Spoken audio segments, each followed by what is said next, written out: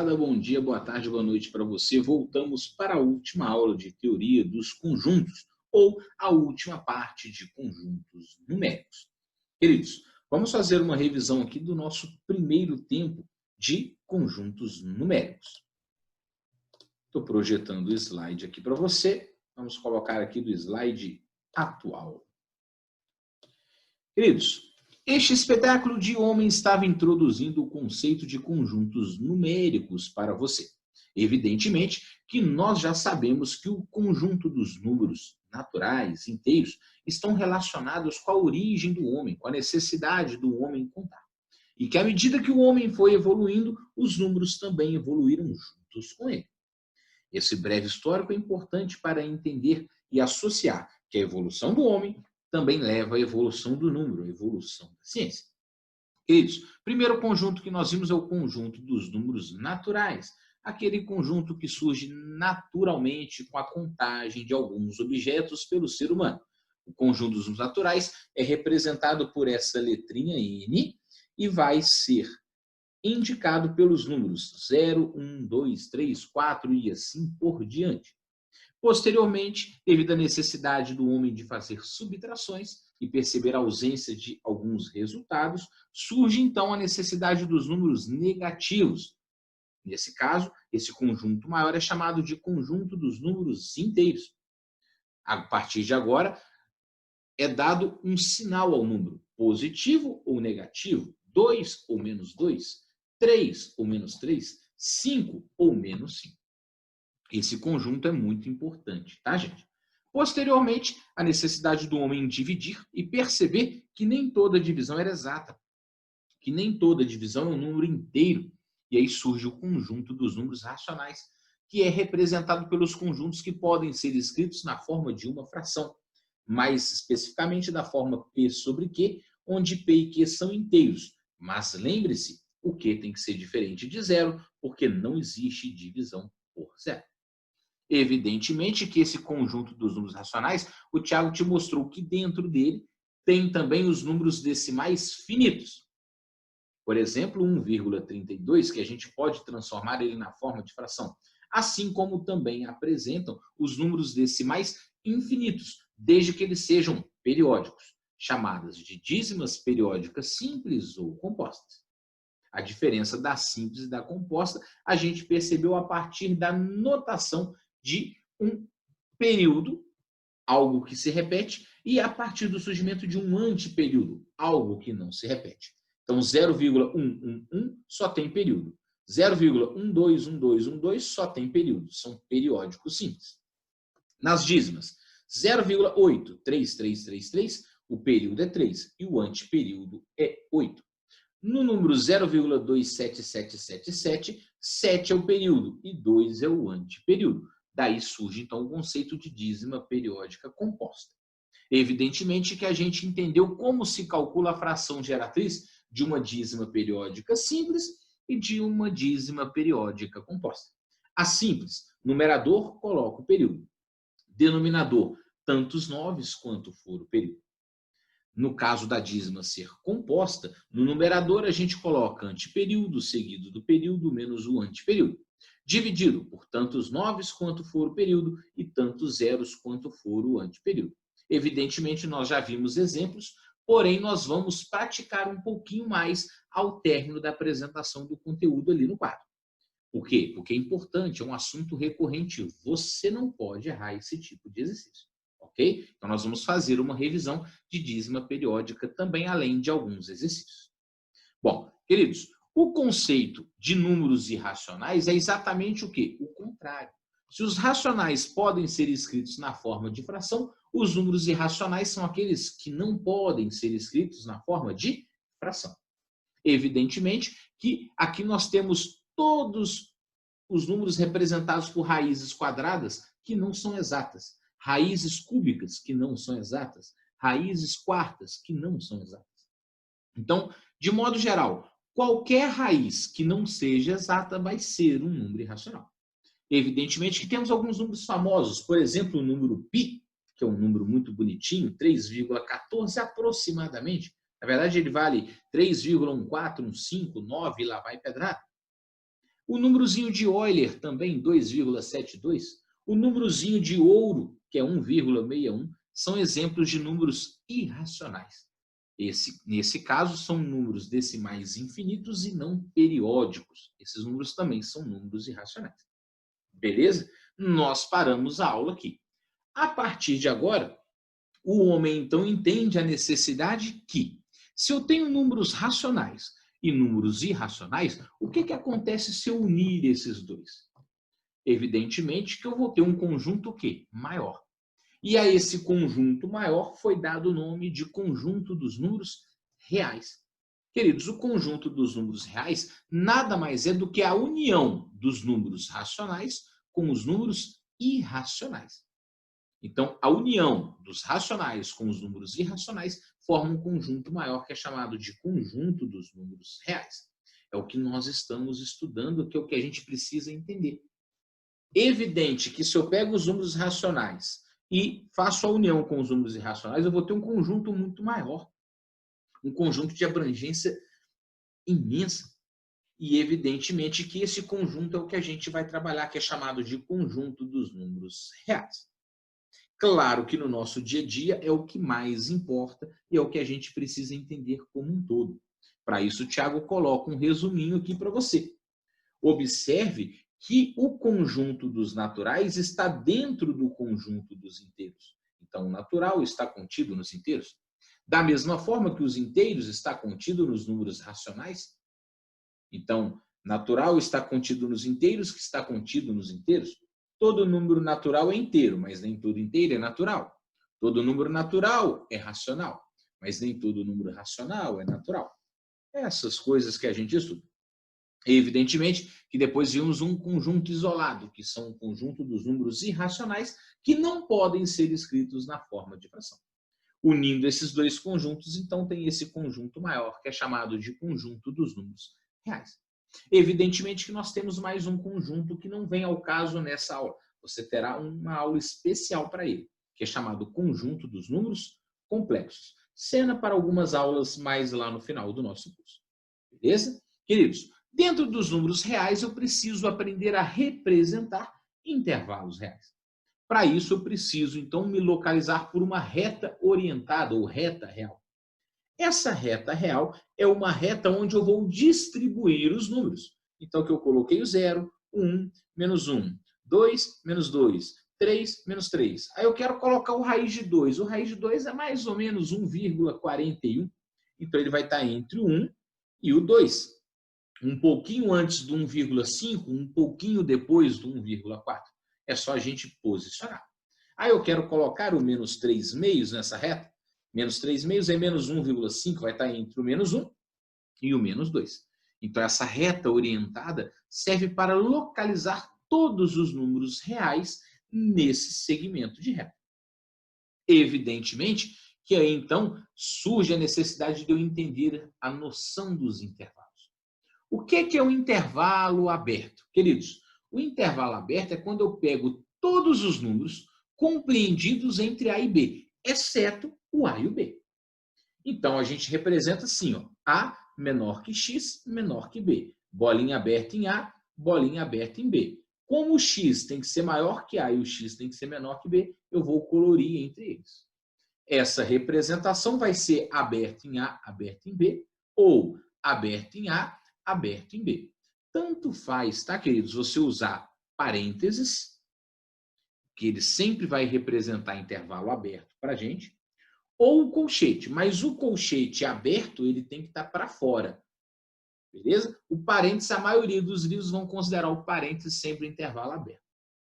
Mas cuidado, tem livros que também adotem por aí que o parênteses ele pode estar para dentro ou para fora, assim como o colchete. Se você perceber isso aí, é porque um é aberto, o outro é fechado. Beleza? Queridos, intervalo fechado. O intervalo fechado é que eu quero todos os números dentro daquele intervalo, inclusive os extremos. Então, aqui eu estou representando o intervalo fechado. Ó. A menor igual a X, menor igual a B. Então, eu estou falando que o X é maior igual a A e o X é menor igual a B. Bolinha fechada em A, bolinha fechada em B e coloro entre o A e o B. Por que eu colorei entre A e B? Porque eu quero os números entre A e B, inclusive os extremos, intervalo fechado no A, intervalo fechado no B. Melhor representação, colchete. Colchete agora representa fechado se ele está para dentro do número. Então, colchete A, colchete B. Fechado em A, fechado em B. Ou todos os números reais compreendidos entre A e B. X maior ou igual a A, X menor ou igual a B. Existem também conjuntos infinitos, intervalos infinitos, que são aqueles que têm um limite inferior ou um limite superior. Por exemplo, percebo aqui que eu estou representando um intervalo maior ou igual a. Igual porque é fechado, maior porque está à direita. Então, vou representar aqui o intervalo fechado em A até o mais infinito. Dica, o infinito é sempre aberto. Beleza? Aqui na linha de baixo, eu tenho um intervalo x maior que A. Bolinha aberta em A, o A não participa do intervalo maior. Estou colorindo à direita. Aberto em A, aberto no mais infinito. Lembre-se, o infinito é sempre aberto. E aqui, evidentemente, nós temos o conjunto dos números x menor ou igual a A. Fechado em A, menor. Estou colorindo à esquerda. Então, são todos os números do menos infinito ao A fechado. Menos infinito aberto, A fechado. E agora, o intervalo que x é menor que A, ou seja, são todos números menores que A. Não pode ser o A, ele é aberto em A. Por isso que ele vem lá do menos infinito até o A aberto. Essa noção de conjuntos é muito importante para a gente. Beleza, queridos? Bom, agora nós vamos, então, para a parte de aplicação. Antes, vamos fazer uma revisãozinha rápida de dízimas periódicas, simples e compostas com o professor Tiago. Tiagão, é com você aí, velho.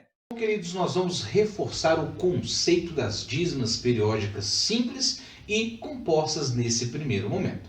Queridos, quando a gente tem uma dízima periódica simples, a fração geratriz, que eu vou chamar de f, ela vai ter um formato de um número da forma A sobre B.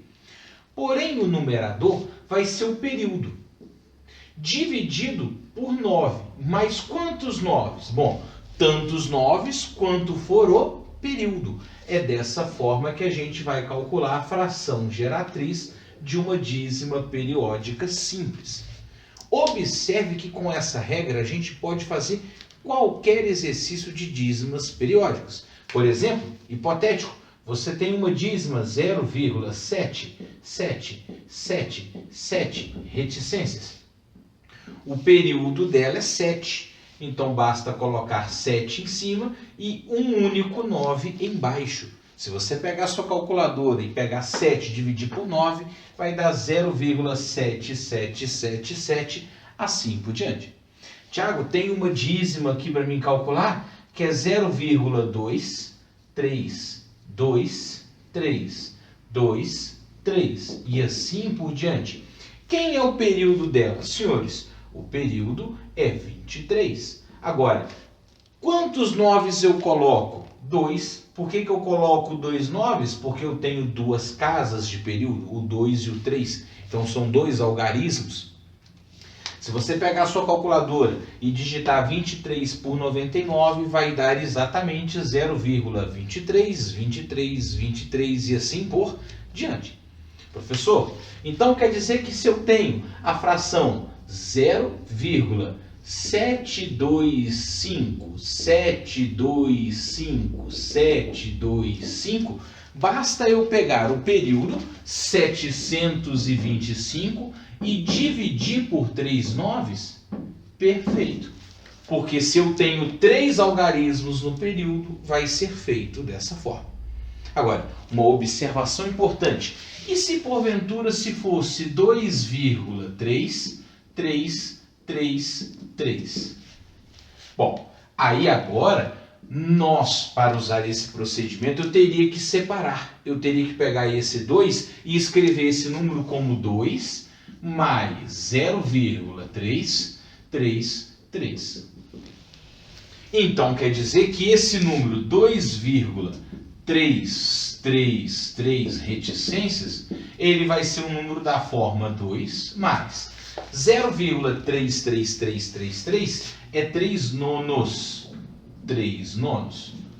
Agora, evidentemente que eu vou tirar o mínimo. 9 vezes 2, 18. 18 mais 3, 21. 21 nonos é a nossa resposta. Então, se você pegar 21 e dividir por 9, você vai chegar no número 2,333. Observe em que nenhum desses números eu simplifiquei. Em nenhum eu simplifiquei. Eu não analisei se eu tenho que simplificar ou não. Agora, todo mundo sabe que 21/99, 21 nonos, né? Que 21 nonos eu poderia ter simplificado. 21 nonos eu posso dividir por quanto? Por 3, e aí eu chegaria aqui a essa fração que seria equivalente a 7 terços. Só que o conceito de fração equivalente é simples. O mais complicado é a gente entender que numa dízima periódica simples, a fração geratriz é dada pelo período dividido por 9. Agora, quantos 9? Tantos 9 quanto for o período. Uma casa de período, 1 9. 2 casas de período, 2 9. 3 casas de período, 3 9.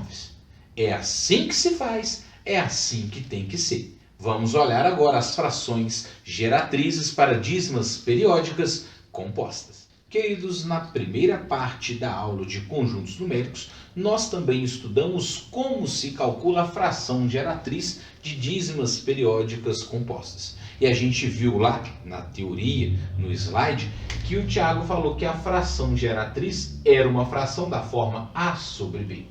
Porém, o numerador teria que seguir o seguinte procedimento. Você pega o anteperíodo seguido do período, menos o anteperíodo. Agora, depois você divide por tantos 9 quanto for o período e tantos zeros quanto for o anteperíodo. Tiago, eu não entendi isso lá na aula. Me explica, por favor. Vai ser um prazer, sem problema nenhum. Agora, a gente tem que entender que isso aqui é uma relação rápida e prática para você achar a fração geratriz de uma dízima periódica composta. Para a gente entender melhor isso, vamos a um exemplo. Queridos, observe aqui uma dízima periódica da forma 0,231313131. Vamos estipular aqui quem é o período e quem é o anteperíodo. Querido, observe aqui que o período ele seria exatamente o número 31. Período é a parte que se repete 31, 31, 31, toda a vida. E o anteperíodo vai ser a parte que não se repete. Quem é o anteperíodo? Observe que o número que está antes do período é o númerozinho 2. Então, seguindo esse raciocínio, eu posso afirmar então que o número 0,2313131 vai ser dado por qual fração? Bom, eu vou pegar essa fração e escrever anteperíodo seguido do período, que seria anteperíodo 2 seguido do período 31. Menos, presta atenção, o anteperíodo. Quem é o anteperíodo? 2. Dividido por quantos 9 eu coloco? 9 se refere ao período. Eu vou colocar 2 9. Por que eu vou colocar 2 9? Porque eu tenho 2 algarismos no período, o 3 e o 1, seguidos de tantos zeros quanto for o anteperíodo. Eu só tenho um único no anteperíodo, por isso que eu divido por 990. Um único zero, porque eu só tenho um anteperíodo. Fazendo essa continha, 231 menos 2 me dá 229. Então, nós vamos chegar que isso aqui vai ser 229 sobre 990. Acabamos de construir a fração geratriz do número 0,2313131. Se você pode ou não simplificar, a gente tem que analisar. Mas a fração geratriz é obtida por esse procedimento. Vamos fazer mais um. Olha só. Digamos que você tenha um número e o número é 0,4277777 toda a vida. Vamos observar que nesse número aqui, eu tenho um período e um anteperíodo. Vamos lá. Qual é o meu período? O meu período é o 7. Período é aquele número que se repete. É o 7. Quem é o meu antiperíodo? Bom, o meu antiperíodo é quem está antes do período, é o 42, olha lá, 42. Então, querido, para a gente achar essa fração geratriz, eu teria que pegar 0,42777 e falar que isso aqui vai ser o antiperíodo, 42, seguido do período, 7, menos o antiperíodo. Então, antiperíodo seguido do período menos o antiperíodo. Dividido por tantos 9 quanto for o período, um único 9, seguidos de tantos zeros quanto for o antiperíodo, 2. Então, se a gente finalizar essa continha aqui, ó, 427 menos 42. Ó, vamos fazer a continha aqui, ó. 427 menos 42. 2 para chegar a 7, 5. Pediu emprestado, 12 para 4, 8. Aqui fica 3, vai me dar 385. Então, essa fração geratriz vai ser 385 sobre 900. Essa, senhores, é a fração geratriz da dízima periódica 0,42777. Fácil assim, simples assim, a gente só precisa praticar. Vamos então começar a fazer os nossos exercícios.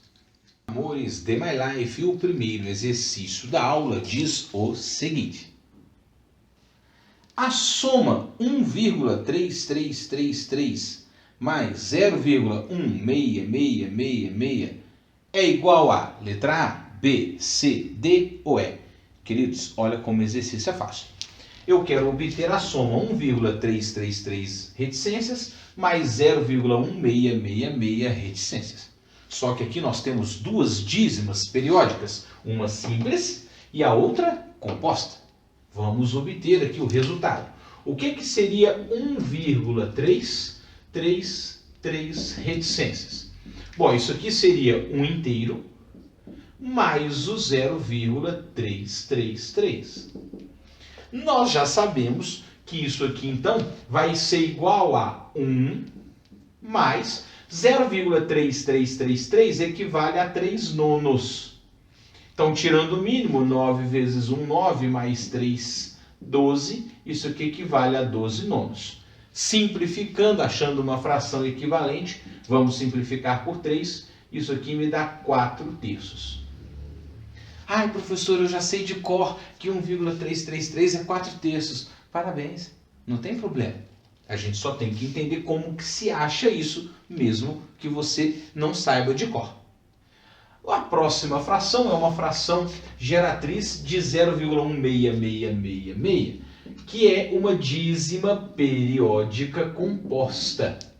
Então, aqui a gente tem que pegar o antiperíodo, seguido do período, menos o antiperíodo, dividido por tantos 9 quanto for o período, seguido de tantos zeros quanto for o antiperíodo. Então, vai ser 16 menos 1 sobre 90, que vai ficar 15 dividido por 90.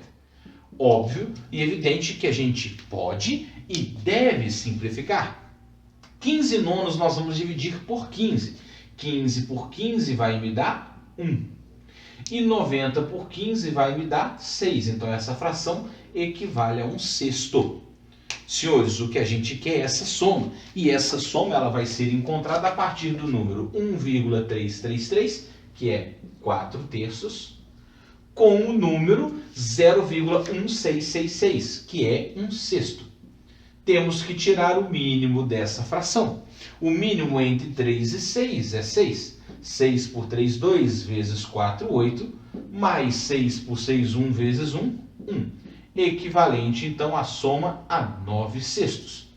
Simplificando, 9/6 por 3, isso aqui equivale a 3/2.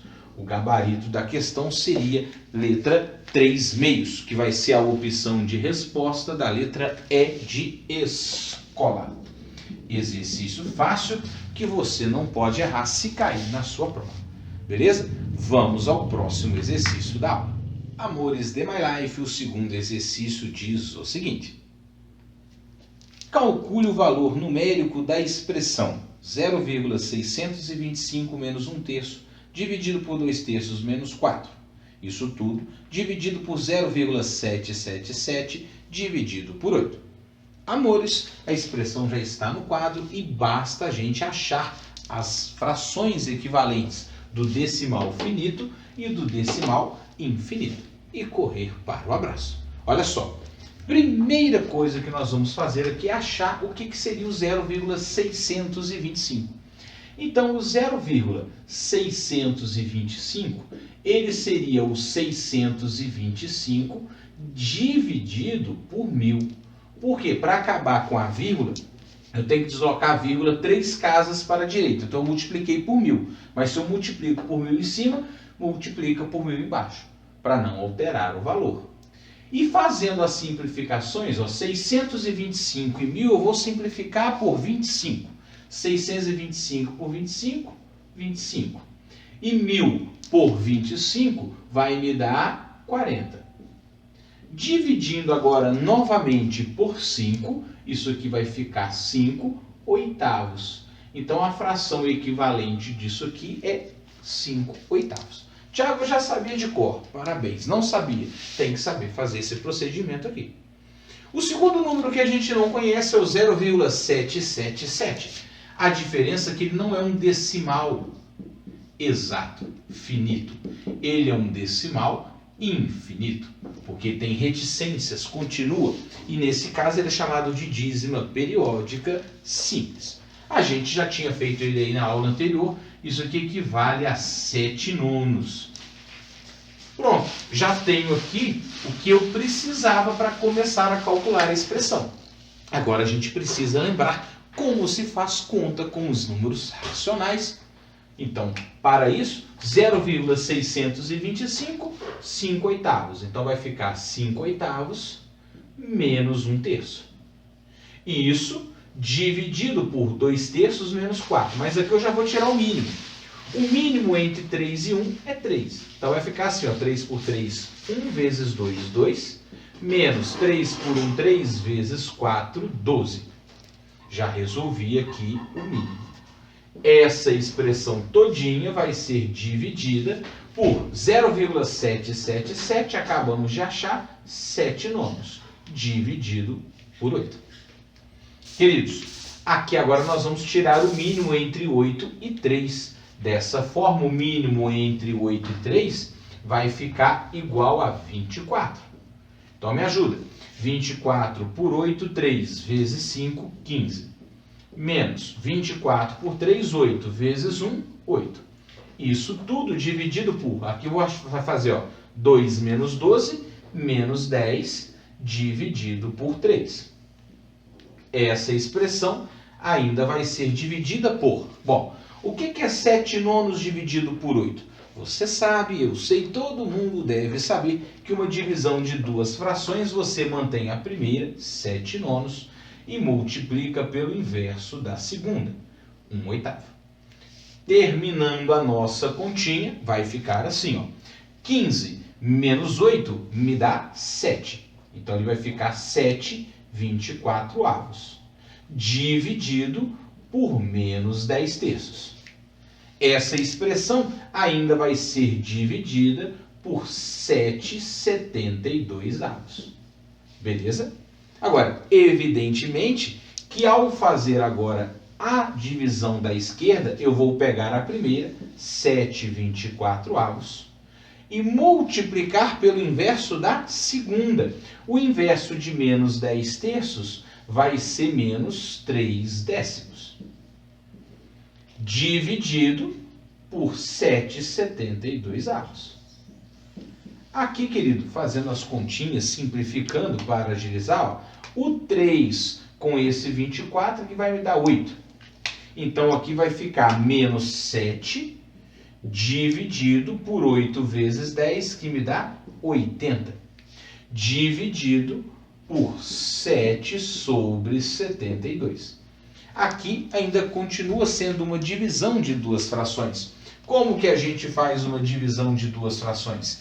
Pega a primeira, menos 7, dividido por 80, e multiplica pelo inverso da segunda, que vai ser 72 sobre 7. Fazendo a simplificação aqui, ó, menos com esse menos, perdão, 7 com 7 corta e menos com mais dá menos. Então o resultado vai ser menos 72/80. Podemos simplificar por 8 e chegar então em menos 9/10. Esse aqui, senhoras e senhores, será o gabarito da nossa questão, menos 9/10, ou se você preferir, menos 0,9. Não importa se você vai representar na forma de fração ou na forma de um número decimal finito. Queridos, um prazer dar essa aula para vocês. Espero que você tenha entendido o conteúdo que é de grande importância para o Enem. Até semana que vem, se Deus quiser.